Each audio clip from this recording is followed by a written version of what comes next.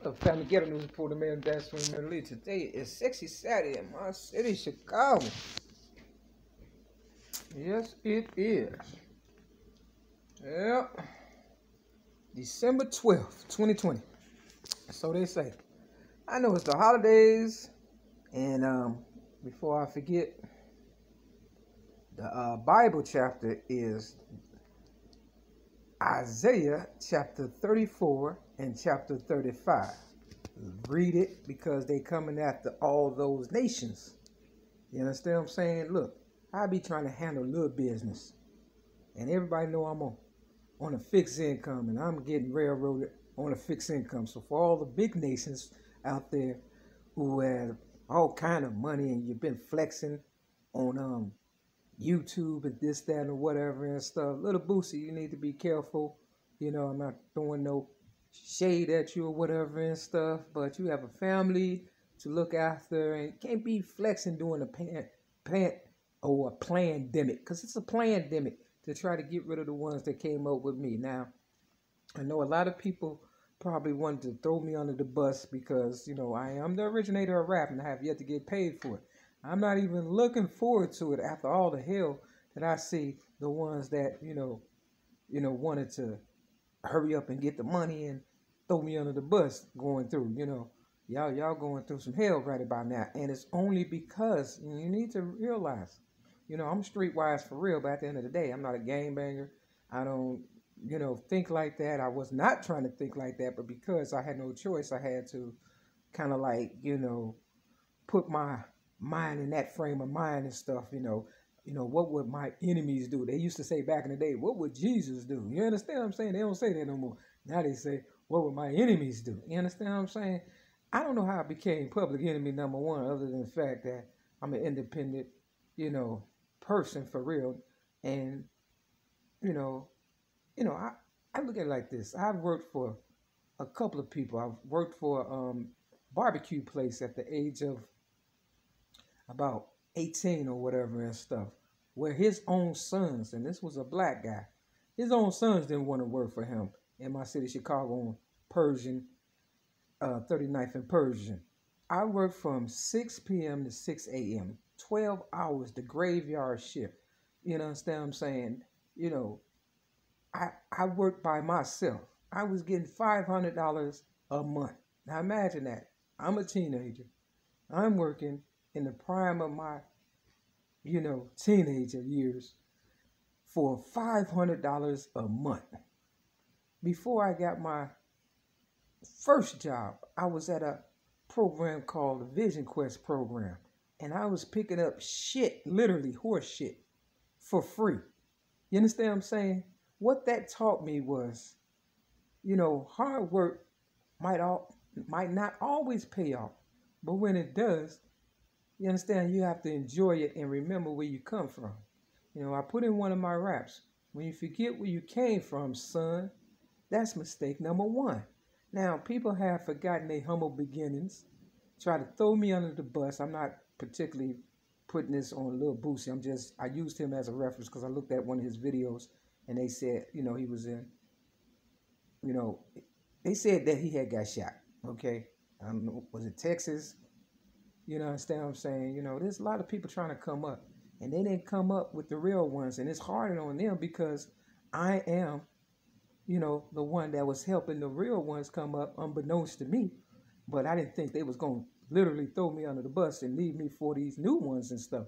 But the new ones are starting to see, dang, she really is, you know, living a humble life. I am. Yeah, I go to the fucking dollar store to, you know, pretty much snack and eat fucking goddamn cheese sandwiches and shit. You know, I bought some bread yesterday. They lied and said that, you know, it's supposed to expire like on the 18th or something. You understand what I'm saying? And it looked good and felt kind of like right or whatever and stuff, but it was molded the next day, today. You understand what I'm saying? So, you know, I don't have money to throw away. You all are buying cars and stuff, putting on YouTube and stuff, spending all that kind of money. Well, there's people out here, we're literally, I don't know if y'all have become detached from the real world or y'all still living out your childhood. You understand what I'm saying? I don't know. You understand what I'm saying? But if my higher power gave you enough time to grow up, to live out your Scarface, whatever, even 50 Cent, who bought Mike Tyson's house, he said he kept it for about 5 years, realized after about 5 years, the party was over, and he sold the house. He lost money, but, I'm not telling people to sell their dream house. I'm just saying, I had an apartment back in the day. My dream was to get a nice apartment. That was the apartment on YouTube, my first ever YouTube video, MARYLEE versus the fat black Oprah Winfrey. I am not a drug dealer, but I like Scarface. You know why I like Scarface? Not because of the drugs and the struggle and, the cheating girlfriend. Because when they put an order out for him to kill a lady and 2 children, he was like, no, you die, motherfucker. That's why I like Scarface. You know why I hate Scarface? Because the motherfucker, his enemy, came from behind and shot him in the back. You understand what I'm saying? That's why I hate Scarface. And I felt as though somebody was trying to play me like the enemy in Scarface. Real talk. Because to this day, the police, they put a scar right there on my face for some goofy shit. You see where that dimple at? Yeah. Somebody say, everybody they know got a scar on their face. Or every rapper I know got a scar on their face. Something like that. You understand what I'm saying? So when people think I don't pay attention, or you may have thought I got old and washed up or whatever. No, I was trying to move the people out the way that came up with me, so the new people won't be so thirsty to try to kill you for your spot. Now, I stayed in my dream apartment. That's on my first ever YouTube video, MARYLEE versus the fat black Oprah Winfrey, for 1 year. And I paid and I signed up for another year. You understand what I'm saying? But somebody just didn't like the fact that, I was living out my best life. Something I earned without selling drugs. Motherfuckers probably like, damn, her shit look like a drug dealer spot. So what? Looks are deceiving, motherfucker. I'm not a drug dealer. I work my ass off selling goddamn music so drug dealers can come up off of rapping and not selling drugs. But y'all try to be slick. Try to sell drugs and do rapping and stuff. And you can't steal what my higher power has given to me. So I won't have to be a drug dealer. You understand what I'm saying? And so my Mary Back of Myers won't have to be a drug dealer. I'm never going to be a fucking drug dealer, nigga. You understand what I'm saying? I don't give a fuck. You understand what I'm saying? So, y'all got greedy. That's what happened. And bad luck is starting to happen to y'all. And it's not because of me. It's because you all try to be greedy and live out your Scarface fantasies and shit. Real fucking talk. And then you try to make me pay for it. It's on you, baby. No, it's not on me. No, it ain't on me. It's on you motherfuckers. For real. Because these new motherfuckers not playing. They want their chance at, being Scarface or whatever, even if they're not about that life. You got this thing called fantasy, nigga. Some people just want to live out their fantasy and shit. They want to be Scarface and shit without being Scarface. You understand what I'm saying? That's why I said in my first ever YouTube video, just because I got Scarface on my walls, Oprah, doesn't mean I'm a bad person. I meant that. That was real, nigga. That wasn't no goddamn, look at me now type shit, nigga. I earned that fucking goddamn, you understand what I'm saying? That was my dream thought when I was younger, coming up. I used to look through the fucking magazines and say, ooh, one day I'm going to have a nice apartment. That was my dream apartment. You understand what I'm saying? Real talk. But because shit got whack, I had to give a lot of motherfuckers that I didn't know some Jordans, some shit that I didn't want to give away, my whole goddamn apartment. You understand what I'm saying? I didn't know the motherfuckers. So I see the new game is railroad niggas take their shit and act like, goddamn it, we gave it to them. No, we ain't going for that. They tried that even in this trap house I'm at, this trap apartment. Had me, going through hell and shit, moving shit back and forth from storage and shit like that. Knowing I'm going through some shit. Motherfucker, I might be the originator of rap, but I have not lived that lifestyle. It may have looked like it, because I hung around motherfuckers that was at an AA meeting that, was about whatever life, but they wasn't representing no bullshit in front of me because they knew. And they know I'm not a gangbanger. I wouldn't have hung around that shit.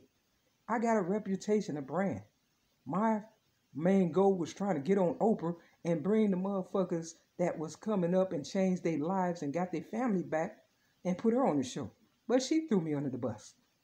You understand what I'm saying? Now I got these thirsty motherfuckers out here trying to come up off of me, and they think, if they get rid of me, MARYLEE, I'm #20 MARYLEE, your ghetto news reporter and originator of rap, that, they can live their best life and, whatever fantasy fucking, they had and shit.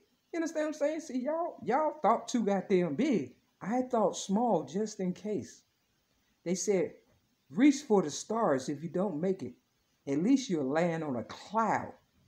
You understand what I'm saying? It won't hurt, motherfucker, in so many words. You understand what I'm saying? So y'all, it's the Christmas holiday. You giving all that money to cars and, whatever the fuck, trying to continue that lifestyle that people know you of. They don't care. They got the money. They rob me, nigga. If I'm worth at least $1 zillion, they don't need whatever you worth. Guaranteed. They robbed me. They told me to my face at Chase Bank on Montrose and Broadway. It's no longer there. That's how much they hate me. You understand what I'm saying? They told me this is the big one. They robbed me, man. You understand what I'm saying? Real fucking talk. And it wasn't in my bank account, believe me. But they knew if they robbed the bank. Okay? You see where this is going? The whole fucking bank. These motherfuckers not robbing bank accounts no more. They robbing banks. The whole bank. Motherfucker. We ain't dealing with no petty ass motherfuckers no more. These motherfuckers, they done stepped their game up. All y'all had to do was stand up, man. And these new motherfuckers wouldn't have had it so hard. That fucking scripture, Isaiah chapter 34 and 35, it talk about vengeance. It talk about bringing down the whole nations and the armies, and you understand what I'm saying? Real fucking talk. You understand what I'm saying? But a gift is from God and surprise will kill you. Now, I was speaking as I was reading it. And when I got to Isaiah, chapter 35, before I got to it, I said 3 + 5 is 8. I'm the originator of rap ever since the age of 8, 1975. This is how I figure out shit in my brain, right? I didn't know what the fuck that scripture was going to say. And I didn't know when I got to Isaiah chapter 35, verse 8. You understand what I'm saying? It would look like my motherfucking goddamn, see, they talked about a journey. And the last fucking goddamn card, my ex-girlfriend, who was a Jehovah's Witness, who knows that Bible, just like Oprah Winfrey. You understand what I'm saying? And just like, the Jacksons, all them Jehovah's Witnesses, yeah. That's why people don't let them in the house and shit. They knew. She knew that verse. She gave me a birthday card, last time I seen her. She said, life is like a journey. Imagine that. And then verse 8, chapter 35 of Isaiah talks about a journey. You understand what I'm saying? I'm pretty sure that's the right verse, because my mind is fucked out of all this shit, nigga. I'm still fucked at the part that I didn't get shit out the deal. I feel like old boy and paid in full. They shot him or whatever and stuff, and, they said, you gonna give up all this? He was like, yeah. You understand what I'm saying? I ain't giving up all that because I got a scripture to hold on to, which means if I go, we all go. Y'all better start helping me out because these motherfuckers in this building is getting restless. These motherfuckers around my city, Chicago, they looking at me like they ready to, kill me any goddamn day. But I hope that scripture put some sense in their goddamn head. And I hope you rappers that have got more than enough start giving back some real fucking gifts. When I went to prison for something I did not do, disarm the police officer, motherfuckers go to jail, prison and all that, and they come out, they get cars, clothes, parties, and turned up. I didn't get shit. I didn't get shit for Thanksgiving, I didn't get shit for Christmas last year, and probably won't get shit this year. Bottom line, if I don't get shit, y'all gonna lose it all. It's a warning. Don't say I didn't warn you. The least I could do, right? More than what you did for me.